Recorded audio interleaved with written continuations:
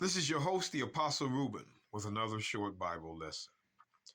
Now, brothers and sisters, here at IUPR, we like to keep it simple.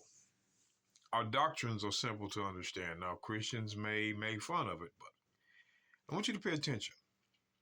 This is the book of Exodus 20:1. And God spake all these words, saying, I am the Lord thy God, which brought thee out of the land of Egypt, out of the house of bondage. Because that is what Egypt was for Israel, a house of bondage. Now, thou shalt have no other gods before me. Thou shalt not make unto thee any graven image, or any likeness of anything that is in heaven above, or that is in the earth beneath, or that is in the water under the earth. So, don't make gods out of images. That's what that's saying. All right, verse 5. Thou shalt not bow down thyself to them, nor serve them, for I, the Lord thy God, am a jealous God, visiting the iniquity, which is sin, of the father upon the children, unto the third and fourth generation of them that hate me. Now, brothers and sisters, you can pretty much see now what we're reading, but I'm not going to be able to read it all in this 10-minute episode. But if you come to my channel, we'll get all this broken down just right. So this is the 10 Commandments. So what I want to do is I want to go to the book of Exodus 20:19. And they said unto Moses, Speak thou with us, and we will hear. See, that's how Moses became the spokesperson for God, because they were afraid of God. So when it was called the law of Moses, you have to wonder why. But it was really the law of God. Pay attention now. But let not God speak with us, lest we die. Well, I want you to pay attention. And Moses said unto the people, Fear not, for God is come to prove you, and that his fear may be before your faces, that ye sin not. Sin not. So what is sin? Transgression of these commandments. The transgression of the law is the transgression of the 10 Commandments. So let's go forward. Now, you may have people say, well, there's 613 laws. Hey, man, this is the book of Exodus chapter 20, verses 3 through 20. And the Levitical priesthood hadn't even been made yet. God ain't even gave the feast yet. Sin not was against what? We just saw it, the 10 Commandments. So let's go to the book of John chapter 5, verse 14. Because these Christians say, we're saved by grace through faith, and Christ died on the cross for us. But believe what you read. Pretty soon, you'll see for the wolves they are. The book of John 5:14. Afterwards the Messiah findeth him in the temple, and said unto him, Behold, thou art made whole. Sin no more, lest a worse thing come unto thee. Why would Christ teach this man not to sin if Christ knew he was going to die for them?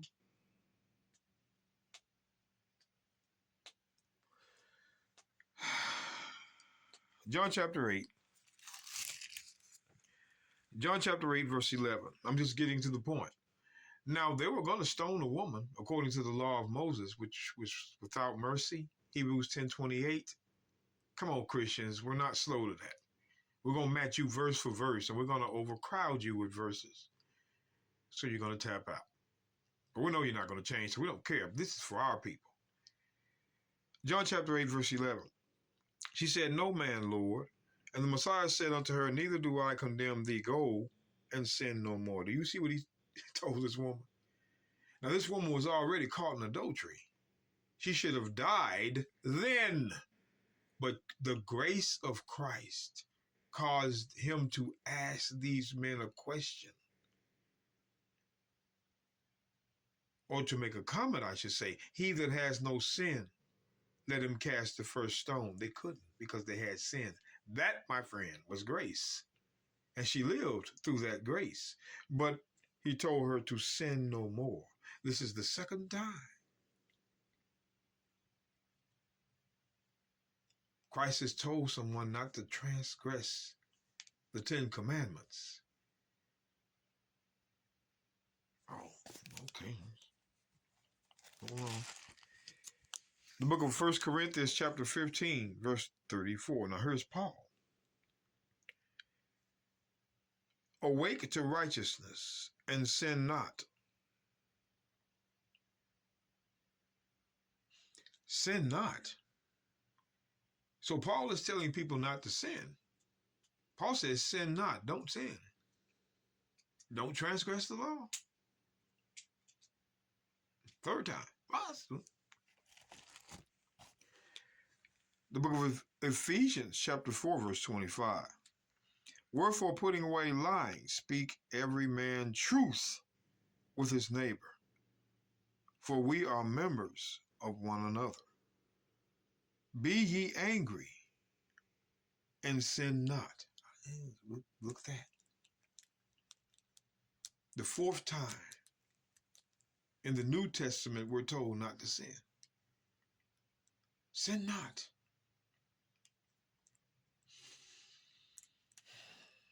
See, Christianity is an influential religion. A lot of games in it. You mean to tell me there's no Sunday pork chop eating pastor that didn't see that the Bible teaches us not to sin? What does it say, brothers and sisters? Be ye angry and sin not. Don't sin. Why are they still teaching them not to sin if Christ died for them?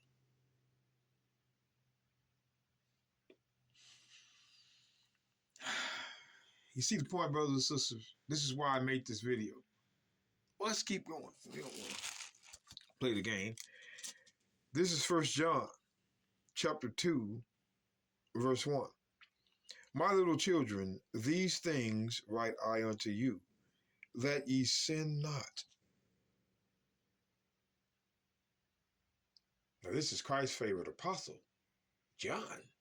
And there it is, that ye sin not, that ye transgress not my law. Because again, 1 John 3 and 4. Whosoever committeth sin transgresseth also the law. For sin is transgression of the law. Which law? Which law? See, the Ten Commandments are the root of all the rest of the law. If Israel couldn't do them, they couldn't do none of it. But the Ten Commandments were separate from the rest of the law. That's what the Christians don't want you to understand. But 1 John 2 and 1. My little children, these things write I unto you, that ye sin not. But the Christians want to say, if any man sin, we have an advocate. No, that's not the point. John taught them to sin not. And even if you sin in your weakness, Christ is your advocate. Now, Hebrews 10:26. Once again, we're tired of you Christians. You got to answer this. Hebrews 10:26. I know, brothers and sisters, it's taking a long time to get there. But Hebrews 10:26. Got to read this. For if we sin willfully, transgress the law. That's what you saw. After we have received the knowledge of the truth, been taught the Bible, there remaineth no more sacrifice for sins. If you continue to sin, Christ's sacrifice will profit you nothing. If you die in your sins, look what it says. There remaineth no more sacrifice for sins. Who sacrifice? Christ. Keep on sinning until you die. His sacrifice ain't going to profit you nothing but a certain fearful looking of judgment and fiery indignation, which shall devour the adversary. The adversary of God is the enemy of God. And the enemy of God is the sinner. See, brothers and sisters, once again, if you die in your sins, Christ's sacrifice will profit you nothing. And they're getting the Bible read to them. They're rejecting it. Rejecting it. That's what's going on.